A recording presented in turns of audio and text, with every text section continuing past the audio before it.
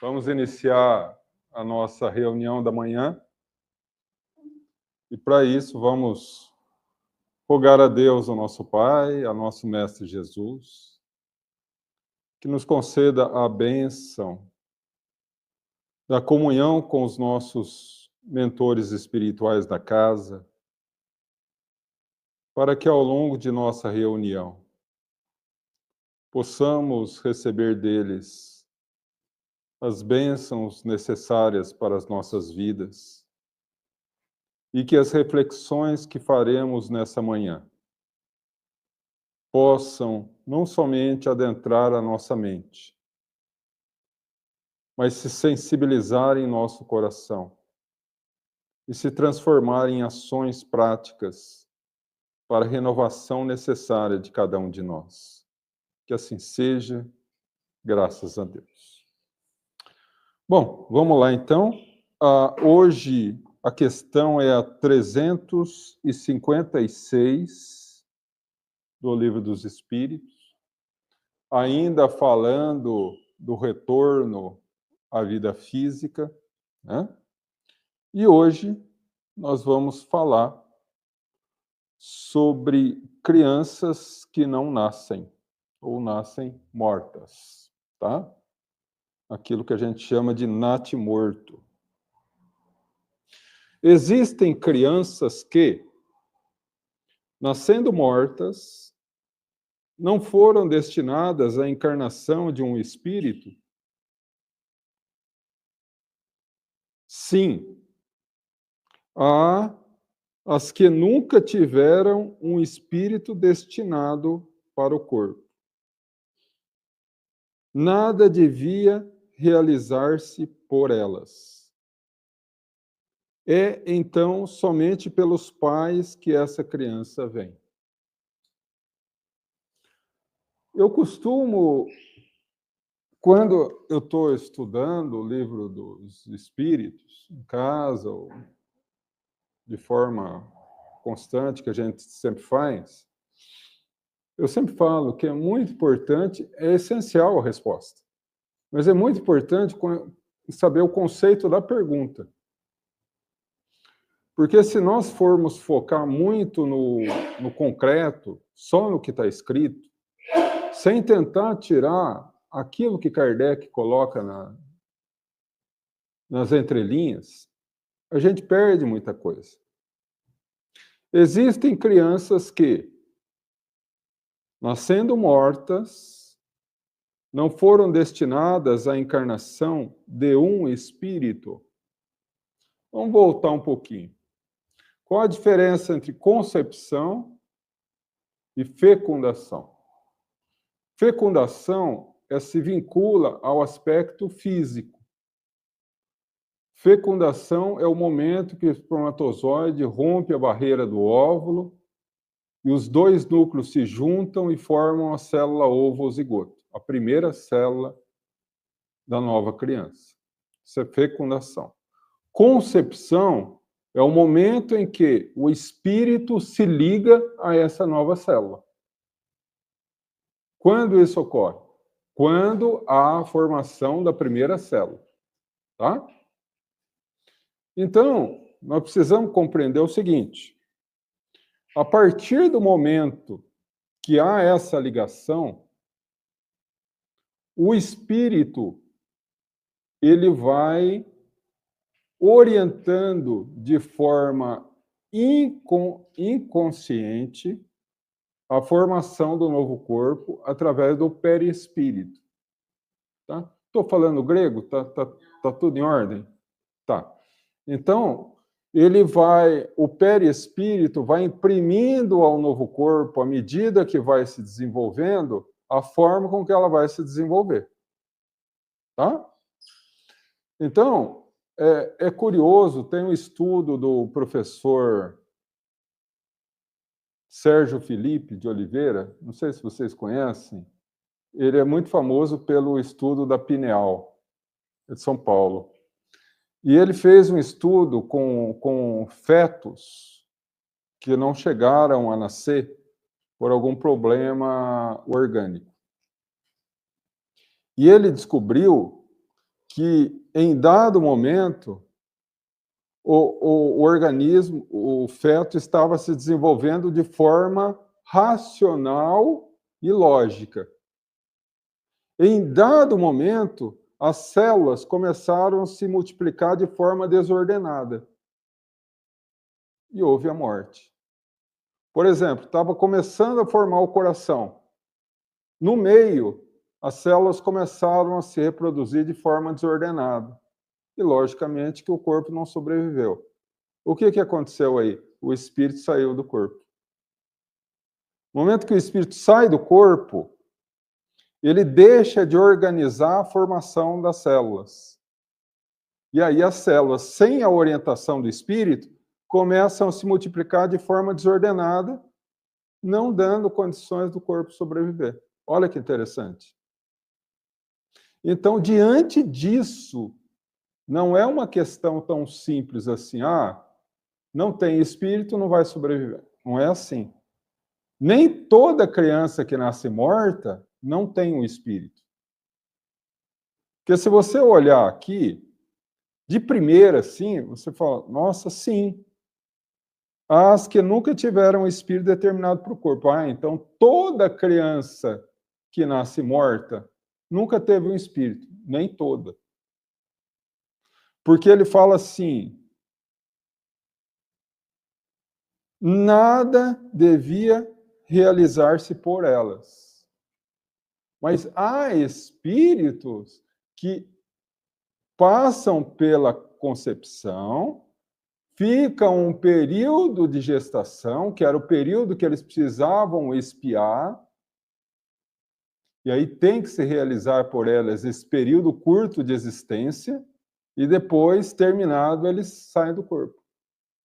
O caso, por exemplo, de crianças que nascem mortas porque tem o cordão umbilical enrolado no pescoço. Muito comum, antigamente, né?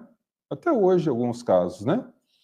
Então, a criança estava viva, tinha um espírito ligado ali até o momento que ocorreu isso. E por que ocorreu isso? E aí a gente volta a uma outra questão importante. Todas as mortes são previstas pela espiritualidade? E aí? Sim, não, talvez. Sim. Sim? Não.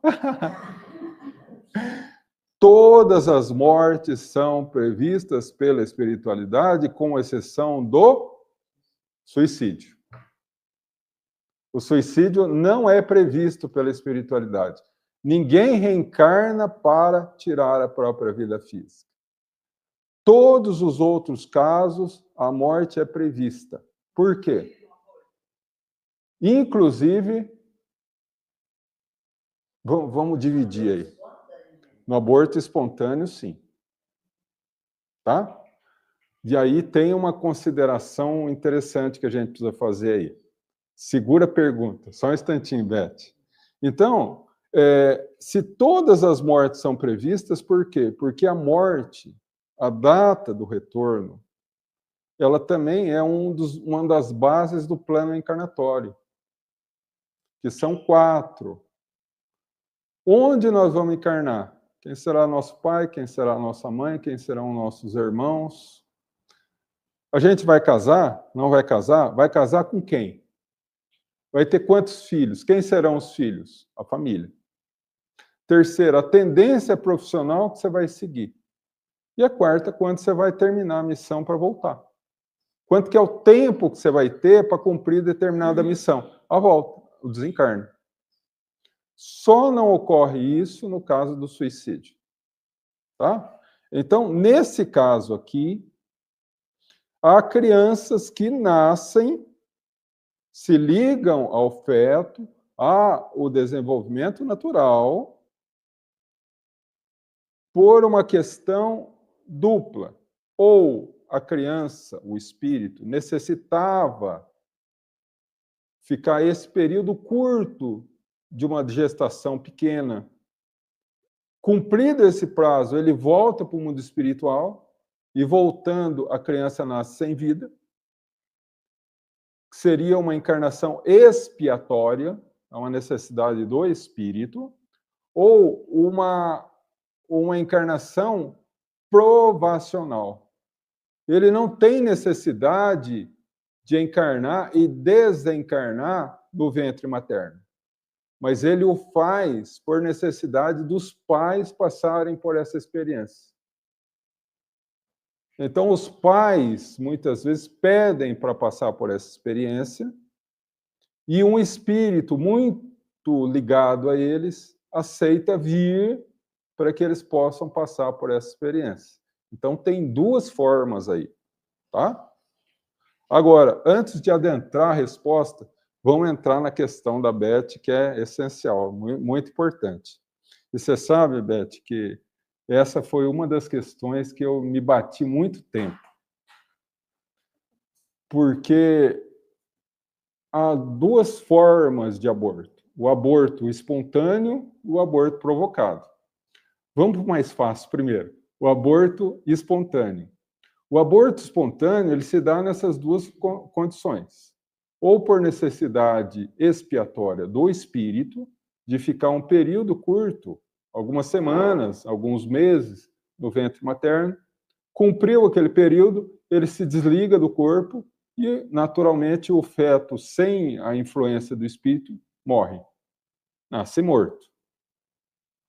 Outra, ele vem, não por necessidade própria, mas por necessidade dos pais de passarem por essa experiência. E aí, no momento que ele se desvincula, desencarna, nasce morto também, os pais passam por essa experiência. E o provocado? A questão é tão polêmica, que dentro do movimento espírita existe um filme, eu não sei se vocês conhecem, ele foi produzido pela Comunhão Espírita de Brasília, se não me engano. E é um filme incrível, mais ou menos 1 hora. Ele foi dividido em 8 partes. E aí eu peguei o quê? Eu entrei em contato com eles, pedi autorização para poder divulgar no nosso canal. Aí eu peguei as 8 partes, editei e juntei tudo, deu 1 hora. E ali ele fala de processo obsessivo, ele fala de suicídio, ele fala de inimigos do passado, ele fala de reparação, de reencarnação. É maravilhoso. Mas... falei tudo, só não falei o nome. Sozinho. Vocês já ouviram falar?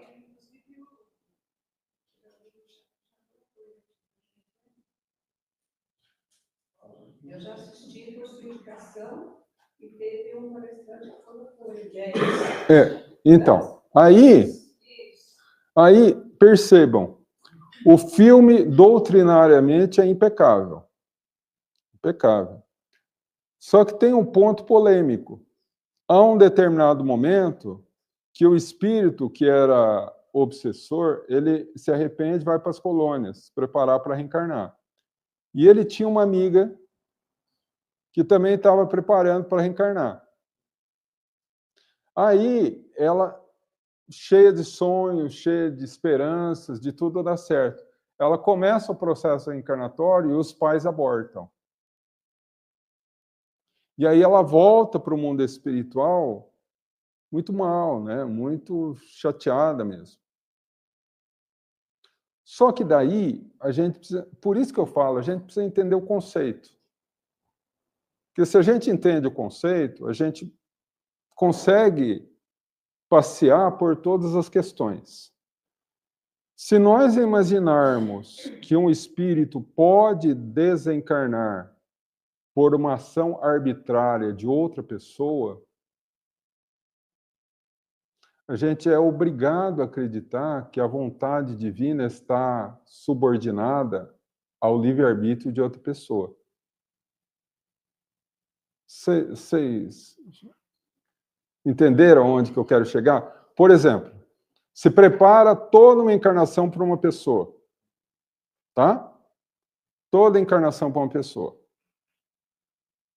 Essa pessoa, ela vai crescer, vai ter uma família, já escolheu quem vai ser o marido, quem vai ser a esposa, quem serão os filhos, a tendência profissional que vai seguir, que família que vai ter.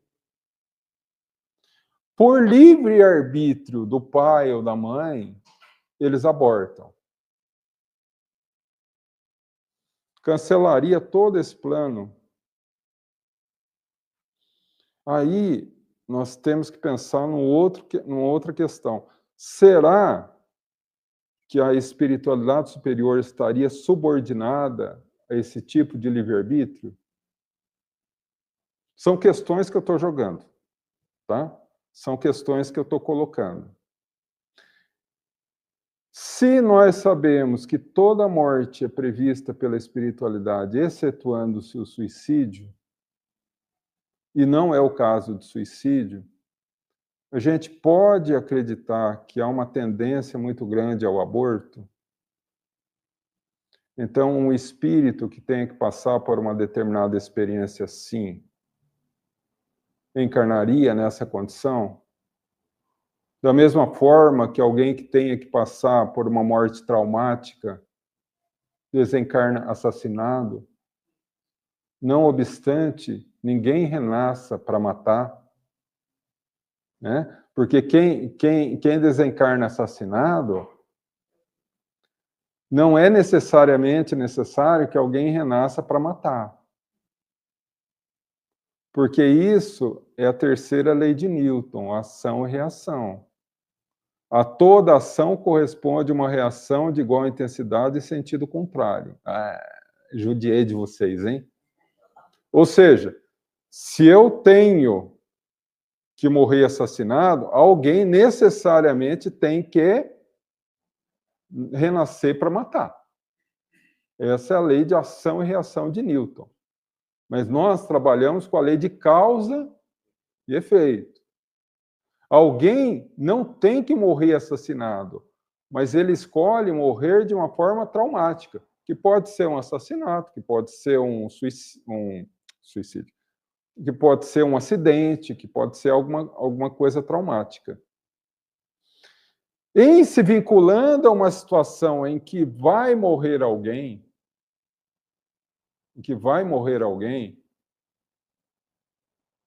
a espiritualidade superior prefere o quê? Induzir alguém que tenha essa necessidade ou alguém que não tenha essa necessidade? Que tenha essa necessidade de sair da vida de uma forma traumática. É a questão que Kardec coloca, que vocês devem conhecer. Uma pessoa está no campo, começa a chover. Ela se esconde embaixo de uma árvore, cai um raio na árvore e a pessoa morre. A pergunta de Kardec: o raio caiu porque o homem estava embaixo da árvore? Ou o homem foi para debaixo da árvore porque o raio ia cair? Todestines é gostoso porque é fresquinho ou é fresquinho porque é gostoso? E aí? A espiritualidade fala o seguinte, que o raio ia cair ali, porque estava previsto o raio cair ali. Para não atingir alguém que não tivesse a necessidade kármica de desencarnar de forma trágica, o indivíduo que tinha essa necessidade foi intuído a se esconder debaixo da árvore. Porque no momento que ele desencarna, ele resgata esse débito dele. E aí encaixa perfeitamente com o que o Paulo fala na sua carta aos Colossenses, que ele fala assim: o que é para o soldado perder o uniforme se ele ganhar a guerra? O que é para o indivíduo desencarnar tragicamente na vida física se ele reparar um débito de consciência dele? Então vamos trazer isso para o meio do aborto? Será questões que eu estou jogando, tá? Ocorreu o aborto por uma opção da pessoa. será que um espírito que está encarnando ali, que não tenha necessidade de passar por uma questão abortiva, estaria ali correndo risco? Não. Então, seria lógico, não estou afirmando, estou colocando porque todos nós aqui estamos analisando a questão, inclusive eu. Então, seria lógico afirmar que, tendo essa grande possibilidade, um espírito que teria necessidade de sair da vida de uma forma traumática, e o aborto é, sim, uma forma traumática, se vincularia a essa gestação? Se ocorre o aborto, ele resgata. Se não ocorre, porque é um livre-arbítrio da pessoa, ela pode se arrepender. Quantas mães que estavam prontas para abortar e não abortaram? Não é? Ele desencarna de outra forma traumática. Nasce, perfeito. Um acidente de bicicleta, cai na rua e bate a cabeça. Hoje é mais difícil, né? Porque a criança só fica no celular, vai fazer o quê? Vai bater o celular na cabeça? Né? Mas pode, né? Pode acontecer. Né? Então, se não há o aborto, ela ainda carrega a necessidade de sair da vida de uma forma traumática. Ela pode sofrer um acidente. Está brincando, de repente escorrega, cai e bate a cabeça. Quantas vezes ocorre isso? Será que essa não seria uma forma lógica de explicar a aparente injustiça de um aborto? Porque daí o espírito ele não ficaria refém da decisão arbitrária de um casal, né? Ou de uma mãe, ou de um pai. Né? Eu acho, Beth, que seria a saída mais lógica. Não sei o que você acha, o que vocês acham. Se seria uma possibilidade lógica disso. Porque realmente é uma questão aflitiva, né? Porque a gente precisa, pegando os conceitos espíritas, tentar analisar para chegar numa lógica. Né? Poxa, se ninguém desencarna de forma arbitrária, a não ser o suicídio, como seria uma morte de um espírito vítima de um aborto? E se ele reencarna para ser abortado, lei de Newton, alguém tem que reencarnar para abortar. E isso não existe. Não é? Então, a tua pergunta é mais profunda do que a gente imagina, viu, Beth? Mas eu acredito que é nesse sentido, tá? Mas aberto a novas considerações. O que vocês acham? Acham que é uma possibilidade? Ou talvez tenha alguma coisa que possa ter escapado? Algum outro conceito?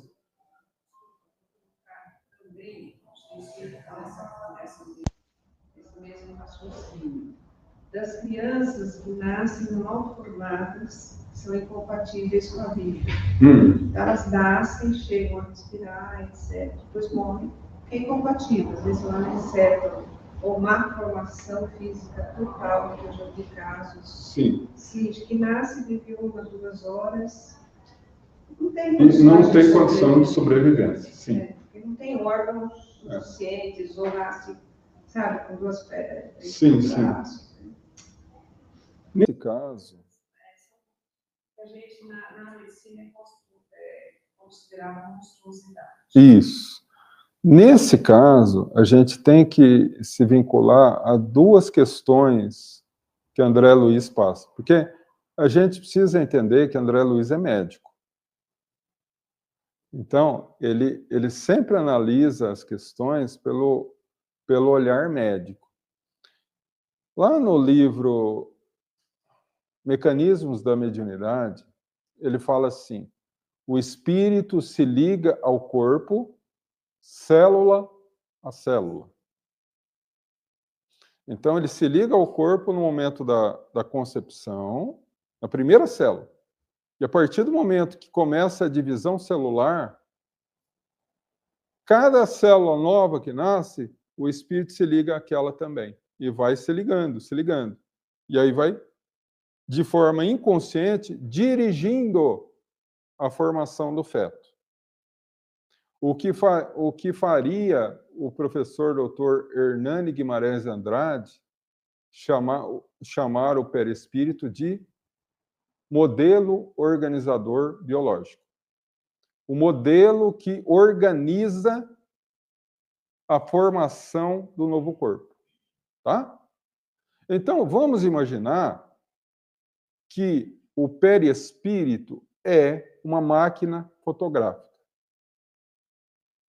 Todas as ações que praticamos na vida ficam impressas no nosso perispírito.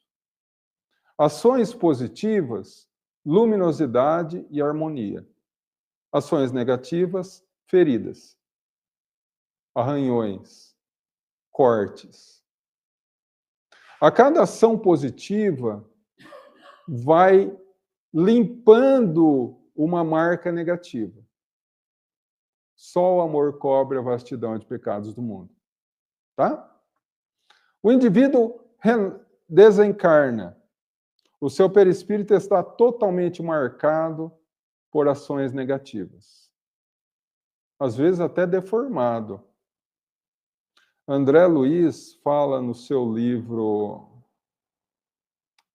Libertação, se não me falha a memória, um caso que ele vai visitar um casal. O marido está doente, o mentor que estava com ele vai atender o marido no quarto, e a esposa era muito jovem, bonita, né? E o senhor já de idade. E ele fica cuidando da moça, dando passe na moça e tal. E ele fica até meio impressionado com a beleza dela. Você lê essa parte, até gozado, até dei risada. Nossa, que moça bonita, que moça bem apessoada e tal. E aí ela com o passe, ela dorme. E no momento que ela dorme, ela sai do corpo. Porque quando nós dormimos, nós saímos do corpo. Ele diz que ele leva um susto, porque ele compara a figura dela desdobrada a uma bruxa de conto de fadas. Tal era a deformação do corpo espiritual através das atitudes erradas que ela cometia. Porque ela estava ali com o marido na incumbência de matá-lo para pegar o dinheiro. Então, ela tinha deformado o corpo físico dela. Então, um espírito que chega numa condição de deformidade no mundo espiritual devido às suas ações, ele vai reencarnar.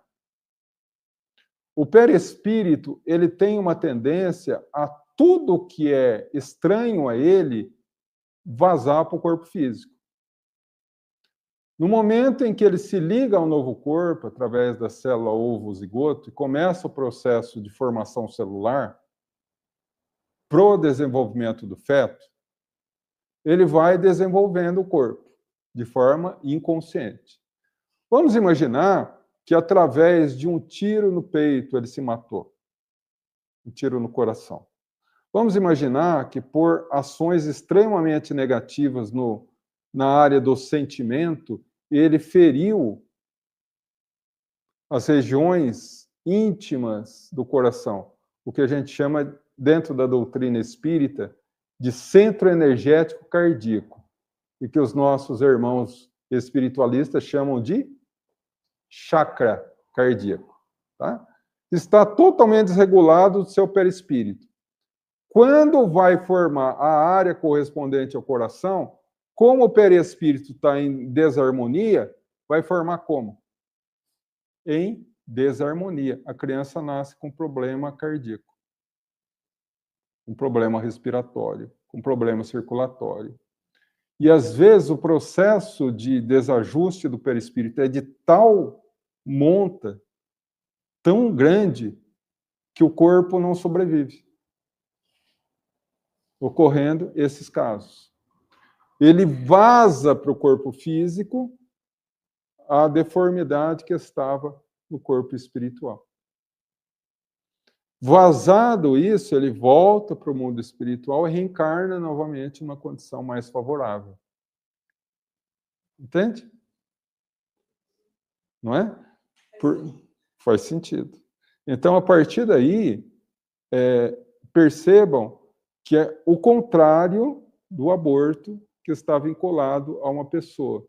Não, a pessoa, o feto desencarnou por uma total incompatibilidade, o corpo não suportou a quantidade de deficiências que o perispírito injetou nele. E aí fica insustentável a vida, tá? Deixa eu só contar aqui um caso bem rapidinho, e eu acho que a gente não termina essa questão hoje, mas tudo bem.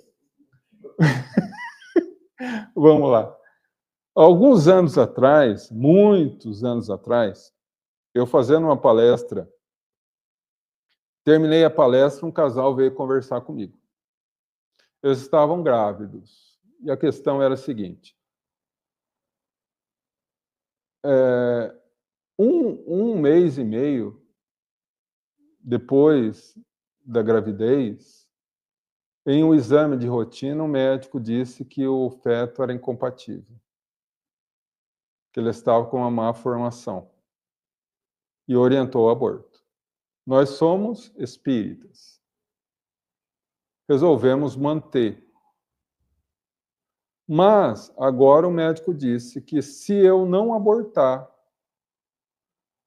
vai chegar um momento que o coração não vai suportar e explodir.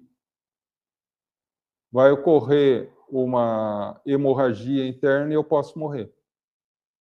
Diante disso, abortamos ou não? Você acha que é fácil ser? Não é fácil. Aí eu peço socorro para o universitário, né? Olha, qual a única situação dentro da doutrina espírita que é viável um aborto? Os espíritos falam que é o aborto terapêutico, ou seja, sempre que a gestação colocar em risco a vida da mãe, a espiritualidade diz: é preferível manter a vida da mãe que já está em curso do que a vida do filho iniciante. Portanto, se colocou em risco a vida, façam o procedimento. Não vai ocasionar culpa nenhuma para vocês. Porque eles, desde que descobriram grávidos, os dois toda noite, o pai e a mãe, conversavam com o filho. Toda noite. Então já havia criado um elo, porque ela estava com 5, 6 meses. Aí eu falei, faça o seguinte, o dia que for marcado, um dia anterior vocês fazem o evangelho no lar e se despeçam dele. Falem tudo, falem o amor, o carinho, falem tudo. E eles fizeram. E fizeram um procedimento. Dor insuportável. 5 meses depois, nós estávamos na nossa reunião mediúnica, e eu sou médium, então eu faço uma alternância. Uma reunião eu trabalho como médium, outra eu trabalho como orientador. Porque aí é uma opção minha, eu acredito que trabalhar como médium e orientador na mesma reunião não dá certo. Dá muito problema.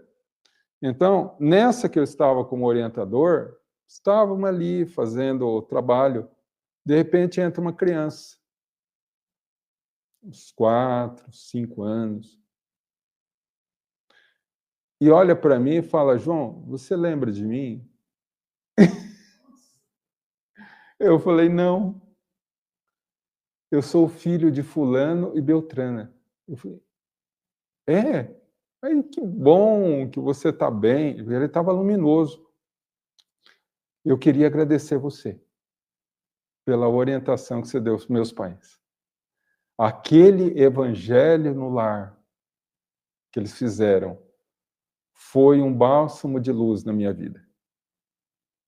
Quando eu desencarnei pelo procedimento, Eu fui levado ao hospital, me recuperei rapidamente. E agora eu queria que você desse um recado para meus pais. Não estava previsto que eu precisava passar por aquilo. E eles aceitaram vir comigo para me ajudar a passar por aquele problema. Só que eles me trataram com tanto amor, com tanto carinho, que agora é minha vez. Eu vou voltar com eles e vou fazer da minha vida, o objetivo da minha vida é fazer eles felizes. Avisa que eu vou voltar. E eu vou ser menino de novo. Eu não sabia que ele tinha sido menino. Fui conversar com a mãe e com o pai. Olha, ele veio à reunião, eles choraram muito e tal. Ele vai voltar. E menino. E como que você sabe que ele era menino? Porque ele falou. Né? Passado um ano, ela ligou para mim, João, estou grávida. Eu falei, vai ser menino. E perfeito.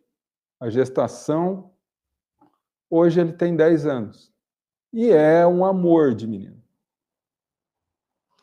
Então, assim, são situações que a gente passa na vida que gera o amor ou gera o desamor. Né? Era uma situação grave, o corpo dele estava tão deformado por questões do perispírito dele estar. Ele vazou tudo aquilo, ele expiou tudo aquilo naquele período de 5, 6 meses de gestação. Acabou isso, ele está livre. A consciência dele está livre. Aí ele retorna, agora perfeito, para fazer esse elo de amor com o pai e com a mãe. Então, são questões que a gente precisa analisar. Né? Tudo certo, gente? Beth, né? Apesar de não ter dado uma resposta contundente, mas assim, eu deixo para reflexão de vocês, porque eu também tenho essa reflexão. Né? Como fica a situação da mãe quando vai abortar? Como ela é julgada na espiritualidade? Na verdade, o julgamento não é da espiritualidade. O julgamento é da consciência. Cada um se julga. Né? Então, se a pessoa aborta, ela é julgada pela consciência. Só que é aquilo que eu sempre falo. Se a lei humana tem tantas atenuantes para um crime, né, a lei divina também. Né? Então, precisamos ver o contexto disso. O que levou ela a abortar? Ela abortou por imposição do marido ou do namorado? Ela abortou porque os pais obrigaram? Ela abortou porque ficou apavorada, porque tinha sido abandonada pelo namorado e estava com medo da família? A gente precisa analisar tudo isso. Agora, se ela simplesmente falou, eu não quero ter filho agora e aborta, é uma outra, entender? Tem graduações, tem níveis de responsabilidade. E conforme esses níveis de responsabilidade, será a necessidade kármica dela numa próxima encarnação. Por isso que a gente não pode ser pau, pedra, pedra. Como muitas vezes o movimento espírita fez alguns anos atrás. Não, nasceu assim porque isso.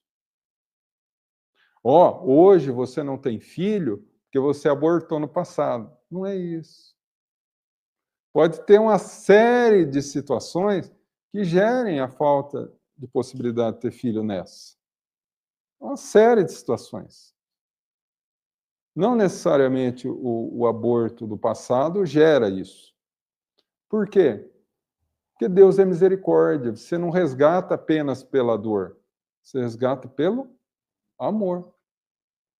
A pessoa abortou, se arrependeu profundamente.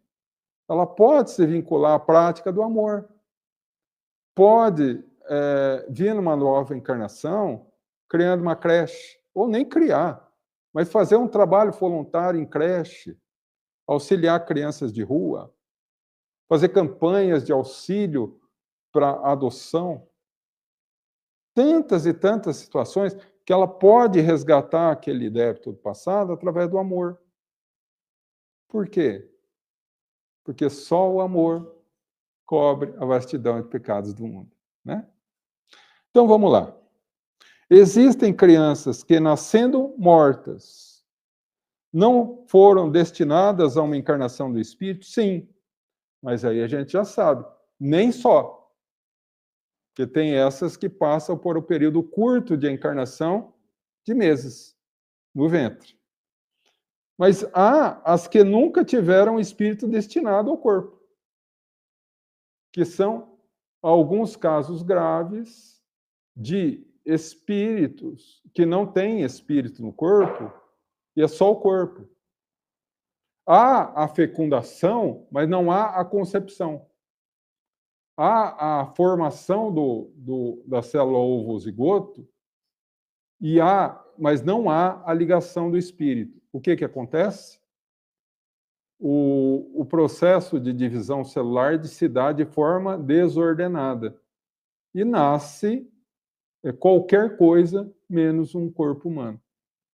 Por quê? Porque não tem a estrutura de orientação da formação que só é capaz de dar um espírito, através do modelo organizador biológico.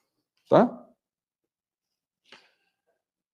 Destinado para o corpo. Nada devia realizar por elas. Nada deveria ser realizado por elas. Ou seja, o espírito não está ligado, então não ia ocorrer nada com ele. O espírito não está ali, então ele não vai nascer para realizar alguma coisa, para realizar um plano encarnatório. A utilidade dos pais. Os pais. Que muitas vezes, passando por uma situação assim, eles resgatam algo, né? Porque se a gente for analisar o nosso planeta, ainda é provas e expiações. Lá no capítulo 5 do Evangelho segundo o Espiritismo, Kardec analisa bem-aventurados os aflitos. E ele fala o seguinte lá, que na Terra só existem 2 tipos de sofrimento, ou prova ou expiação. Expiação é um sofrimento que você passa por necessidade de reparar algo que a tua consciência não te perdoou. Tá? Entendeu? Tá. Então, é uma expiação, é uma necessidade do espírito. É um tipo de sofrimento. O outro tipo de sofrimento é uma prova. Você passa por aquilo não por necessidade sua. Você não tem nada a reparar, mas você passa por amor a alguém. Então, vamos colocar um exemplo muito simples. Alguém tem a necessidade expiatória de reencarnar com deficiência cerebral, paralisia cerebral. Uma expiação. O pai e a mãe têm 2 condições. Ou eles reencarnam juntos por expiação, ou seja, eles ajudaram esse espírito a se equivocar e que gerou esse problema, e aí eles reencarnam juntos, por expiação os 3, ou os pais não têm nada a ver com esse problema. E eles vêm juntos, sofrem junto, passam por dificuldade junto, mas não por necessidade expiatória, mas por prova. Eles sofrem por amor. Por amar a esse espírito que está passando por essa condição expiatória. E aí eles vêm colaborar. Sofre por amor. Né? Então, só há esses 2 tipos de situação. Então, qual é, nesse caso, a necessidade? Prova ou expiação dos pais? Expiação. Porque se prova é sofrer por amor a alguém e não tem ninguém ali, não tem um espírito, vai nascer morto porque não tem um espírito ligado, o processo de dor dos pais é expiatório. Ou seja, é uma experiência que eles passam para reestruturar na sua consciência um erro cometido no passado que ficou desestruturado. E por que consciência? Questão 621 do Livro dos Espíritos. Onde está escrita a lei de Deus? Na consciência. Tá? Beleza? Então, nesse caso, né, quando se fala que o amor, só pelo amor você pode expiar uma multidão de pecados. Né? Sim. Então, nesse caso, quando a pessoa fez na vida atos amorosos, etc., ela pode expiar os pecados e não ter que vir para... Exatamente. Porque é uma tabela matemática. Erro e acerto. Débito, crédito. Quanto mais prática de bem você fizer, mais vai apagando as faltas que você cometeu. Então, é uma questão do espírito. Cada espírito passa por uma escolha. Olha, você tem essas questões da tua consciência para resolver nessa encarnação. Como você quer fazer? Você quer resgatar pela prática do bem, o amor, ou pela dificuldade? As duas possibilidades. Por quê? Porque a pessoa pode resgatar pela prática do bem. A pessoa fumou a vida inteira, morreu com cigarro na boca. Suicida involuntário. Traz para a sua consciência a necessidade kármica de reparar isso. Como que ela pode reparar? Ela pode reparar fazendo um processo de má formação dos pulmões, do sistema circulatório, do coração, e nascer com deficiências, dificuldades, consequências do vício. Mas ela pode escolher resgatar pela prática do bem. Vir com a tendência profissional da medicina, ou da enfermagem, ou de alguma questão da área de saúde, e trabalhar em campanhas contra o vício do cigarro. E trabalhar com dependentes do cigarro. Ela está resgatando também. E aí a pergunta que não quer calar. Por que que o indivíduo prefere, então, vir com a dor e o sofrimento do que vir com a prática do bem? Uma questão que é um verme que corrói a consciência, o remorso. Porque culpa é uma coisa, é a consequência da consciência desequilibrada. Você traz a culpa como um lembrete que você tem a necessidade de reparar aquilo, seja pelo amor, seja pela dificuldade. Mas o remorso te cega, faz com que você compreenda que você só vai conseguir se sentir totalmente livre se você passar por um sofrimento semelhante. É errado? É errado, mas é uma escolha do espírito. E aí ele prefere vir com a dor, com a dificuldade. Entende? Eu já contei isso aqui algumas vezes. Um espírito entrou com um processo de obsessão por subjugação em uma mulher. E a mulher ficou alucinada, porque o espírito fazia coisas com ela. Ela tinha uma criança de alguns meses e ela fazendo mamar. Terminava o mamar, ela colocava na mão para testar a temperatura. O espírito chegava para ela: olha, você errou, você não colocou açúcar, você colocou veneno. Ela jogava fora, desesperada, colocava o mamar para esterilizar, fazia de novo, errou de novo. O marido, vendo a situação, falava assim: vamos sair para passear um pouco, para você arejar a cabeça? O espírito dava gargalhada e falava: se você for, o teu marido morre. Se você não for, a tua mãe morre. E ela chorava. Anos 32 anos. Até que ela se libertou. O espírito se arrependeu e se libertou. Ela, médium, uns 20 anos depois, em uma reunião mediúnica, ela estava ali na condição de médium e eu na condição de orientador. Eu vi o espírito entrar. E eu falei, e eu cheguei pertinho dela assim, você não sabe quem está aqui. Ela percebeu e falou, ai meu Deus. E ele se comunicou,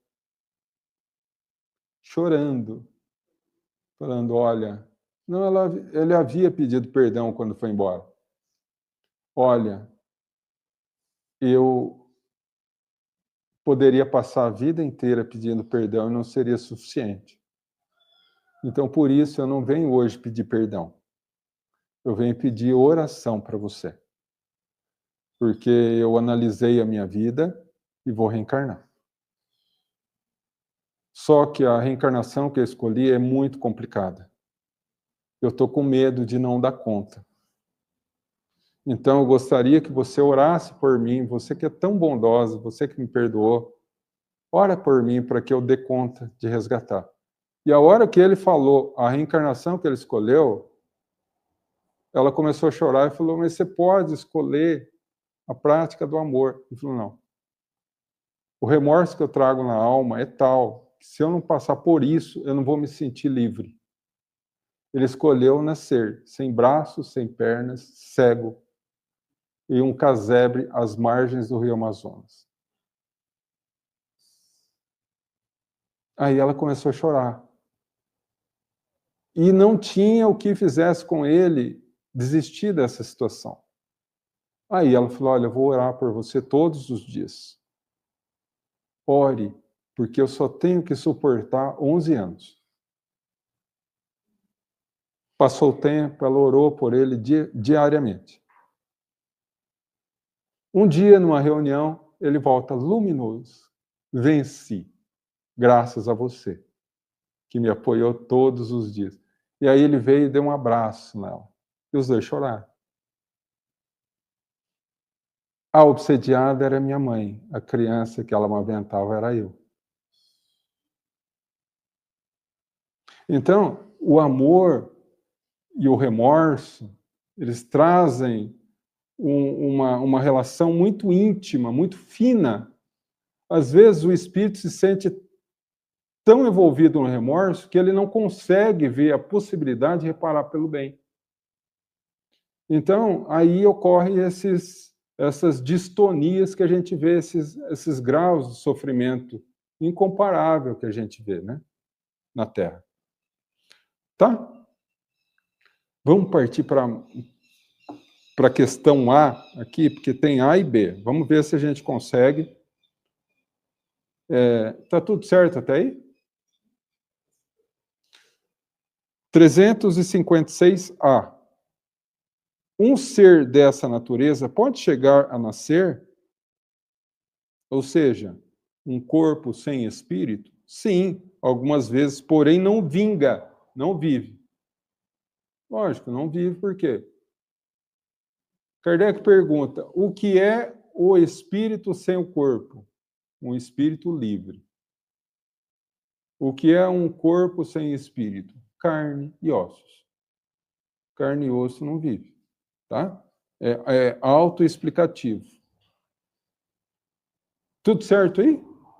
Querem colocar alguma coisa nessa questão? Não? Acredito que não tem muito que falar, né? E 356B. Toda criança que sobrevive ao nascimento tem necessariamente um espírito encarnado nela?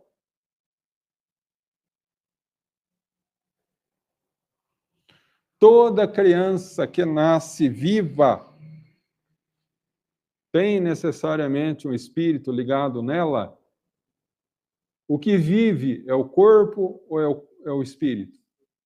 Portanto, o que seria sem o espírito, não seria um ser humano. Seria carne e osso. Lógico, né? Não é? Por isso que eu falo, é muito importante a gente entender o conceito. Porque se você entende como funciona o processo de reencarnação, você pega uma questão dessa aqui e você responde de olho fechado. Ora, se a encarnação só se dá quando ocorre a concepção, ou seja, a ligação do espírito ao corpo, e o espírito só nasce viável, só nasce vivo se tiver um espírito ligado. Se não há espírito ligado, ele não vai sobreviver, é natural, é lógico, né? Olha que beleza, a A e a B a gente já fez em 3 minutos. Maravilha. Querem partir para 357? Vamos ver se dá. Ah, será que eu toco nesse assunto hoje? Olha, falta 5 minutos. Pode?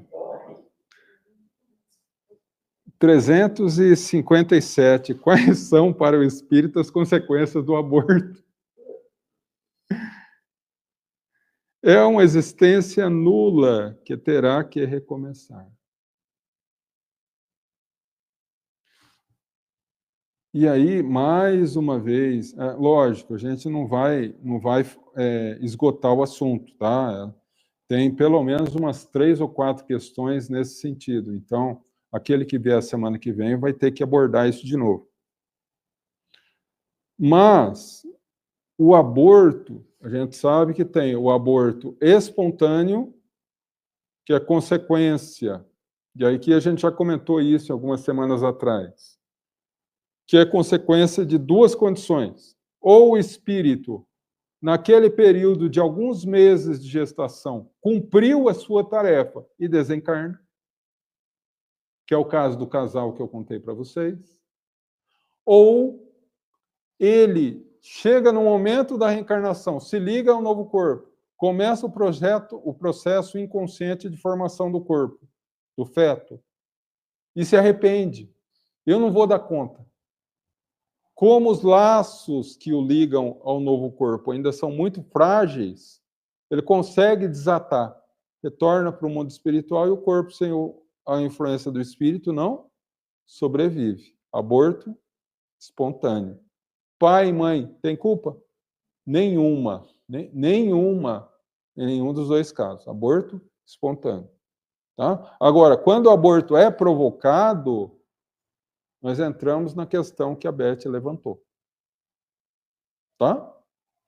E aí, é uma existência nula. Por quê? Porque ele fala assim, ó. Ele poderia colocar quais são as consequências do aborto. Ele não fez essa pergunta. Ele fez quais são as consequências do aborto para o espírito. Para o espírito. E para o espírito é uma existência nula que terá que recomeçar.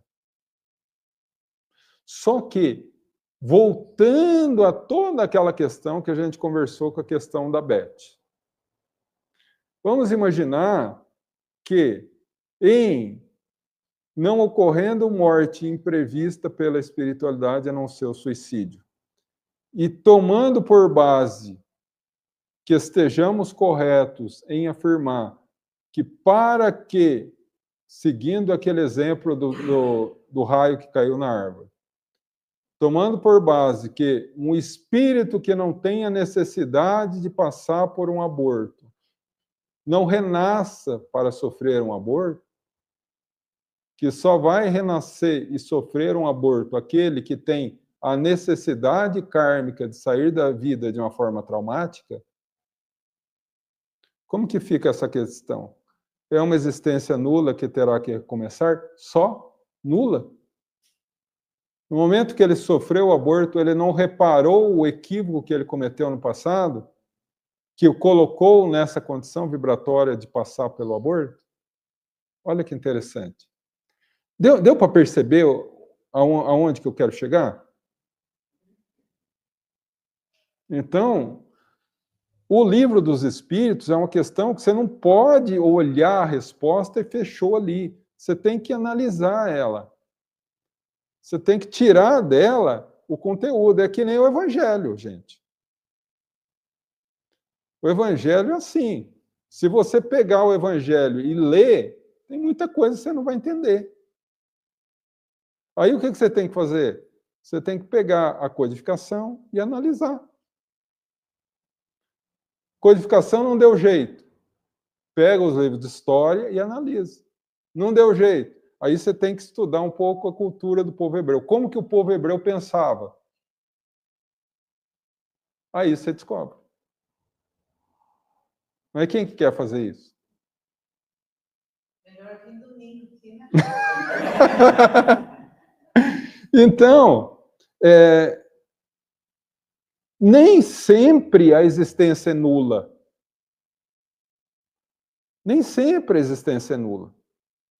Por quê? Porque se ele passou por aquilo, ele tinha necessidade kármica de passar por aquilo. E se ele passou, ele resgatou.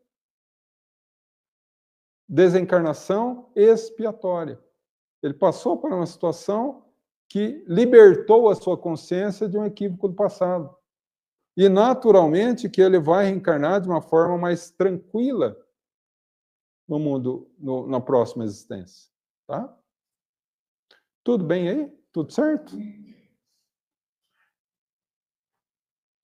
E aí vamos entrar na questão mais profunda, mas não será eu, semana passada, se o aborto provocado é um crime em qualquer época da concepção. Spoiler. O que a gente falou? No momento da fecundação, ocorre também a concepção. Concepção é ligação do espírito, tá? O que é aborto? Tudo o que ocorre depois da concepção. Tudo o que ocorrer depois da fecundação é aborto. Ah, mais. Não tem a mais. Depois que ocorreu a fecundação, é aborto. Não é aborto antes de ocorrer a fecundação. Tá? Capítulo 13 do livro Missionários da Luz. André Luiz fala. O momento da concepção e fecundação se dá por volta de 4 horas após o ato sexual. Ou seja, pílula do dia seguinte é abortivo. Tá? E outras coisas, tá? Então, mas isso vai ficar para quem vier semana que vem. Tá bom? Tudo certo? Alguma dúvida, algum questionamento? Alguém quer colocar alguma coisa? Sei que foi uma conversa dramática quase, né? A gente tocou em pontos delicados, um pouco profundos, um pouco difíceis de compreensão, mas como vocês todos são grandes estudiosos da doutrina, vocês não tiveram grande dificuldade, não é? Tá tudo certinho? Então tá bom. Então, a próxima questão, e aí só para ficar anotado, eu vou colocar lá no grupo, mas a próxima questão será 358, tá? Viu, Áurea? Se caso o companheiro da semana que vem for tão relapso quanto eu, não saber a questão que está a 358, tá? Vamos, então, à prece final e logo após ao passe. Queridos irmãos de luz, nossos companheiros espirituais, Jesus, divino amigo, a nossa imensa gratidão pela oportunidade que tivemos de nos debruçar ao Evangelho, ao Livro dos Espíritos nessa manhã, por termos a oportunidade de refletir a esse respeito, sermos assessorados pela espiritualidade superior, que possamos agora no passe receber as energias específicas para as nossas necessidades.